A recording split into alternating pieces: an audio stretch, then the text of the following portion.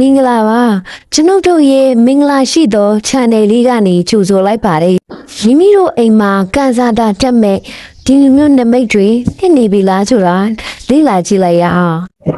မိမိတို့အိမ်မှာဒါမျိုးလေးတွေကြုံတွေ့နေရတယ်ဆိုရင်မကြခင်ထူးခြားမဲ့သတင်းကောင်းတွေလက်လာပါတွေရရှိနိုင်တယ်လို့ယူဆနိုင်ပါတယ်နော်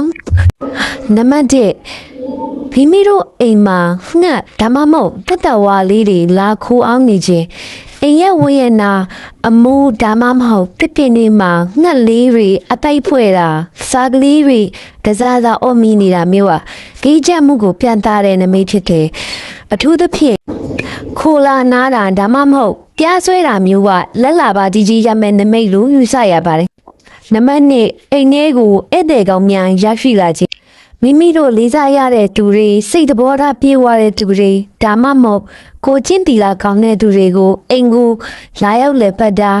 အိမ်ကိုအလဲလာတာတွေဟာအိမ်ရဲ့ကန့်စားတာနေပါမှုကိုဖဲပြောက်ပေးပြီးကံကောင်းခြင်းတွေကိုယူဆောင်လာပေးတာမျိုးဖြစ်တတ်ပါတယ်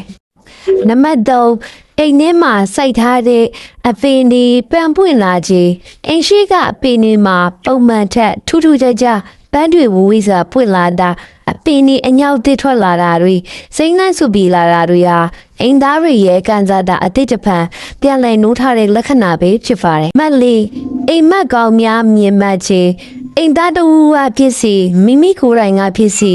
အိမ်မက်ထဲမှာရေကြီးရေနှုတ်တွေမြင်ရတာလူအများကြားမှာထင်ပေါ်တာဒါမှမဟုတ်ရွှေငွေရတနာတွေမြင်မှတ်တာမျိုးကလက်တွေ့ဘဝမှာငွေကြီးကံဖွင့်တော့မယ်ရှေ့ပြေးနမိတ်တွေပဲဖြစ်ပါတယ်နံပါတ်5စိတ်ထဲမှာအကြောင်းရမရှိပဲဒီနူးပြုတ်ရွှင်နေခြင်းဒါကတော့အရေးကြီးဆုံးချက်ပဲဖြစ်တယ်အိမ်ထဲမှာရှိနေတဲ့အချိန်စိတ်ထဲမှာအလူလူနေဗန်းဆန်းနေတာဒေါသတွက်စရာကိစ္စတွေကြုံတွေ့နေရရင်တော့မှအေးစေးစေးဖြည့်ရှင်းနိုင်ခြင်းဟာအိမ်ရဲ့ energy စွမ်းရည်ကောင်းနေပြီးကန်စားတာတွေတက်နေတယ်ဆိုတာပြသလိုက်တာပဲဖြစ်ပါတယ်ဒီလိုနမိတ်ကောင်းနေတွေ့ရတဲ့အခါကုသကောင်းမှုလေးတွေပို့လုပ်ပေးတာအလူတန်းတွေပြုလုပ်ပေးတာကကန်စားတာကိုပို့ပြီးတော့ခိုင်မာစေပြီးလက်လာပါတွေကိုပုံမမြန်ဆန်စေပါတယ်မိမိတို့အိမ်မှာဒီအချက်5ချက်ဖြစ်နေပြီဆိုရင်သင်တို့အိမ်ကမကြခင်ကြီးပွားချမ်းသာတော့မယ်အိမ်လည်းဖြစ်ပါတယ်